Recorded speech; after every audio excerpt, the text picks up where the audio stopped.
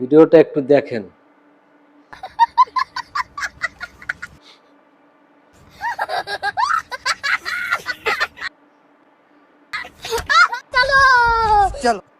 ছিনতাই করতে আইয়া মামাই বিপদে পড়ে গেছে।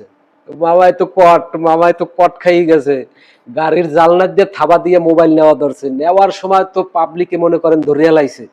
ধরার পরে ওরে জালনা দিয়ে টাইনে মনে করেন যে গাড়ির মধ্যে ঢুকাইয়া লাইছে। হালাই তো দাফাই টাফাইয়া যায় ঝটপট করিয়া। তো যাই হোক, উত্তম মাধ্যম তো অবশ্যই দিয়েছে। তো আপনার কাছে কেমন লাগছে আমি জানি না। আপনারা রাস্তাঘাটে যারা চলাফেরা করেন, বাসে সাবধানে চলাফেরা করেন।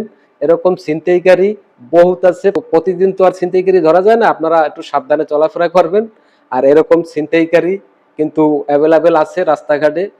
বিশেষ করে যারা লোকাল বাসে চলাফেরা করেন, এরকম ছিনতাইয়ের কবলে কিন্তু অনেকেই পড়ছেন, অনেকেই পড়তে পারেন।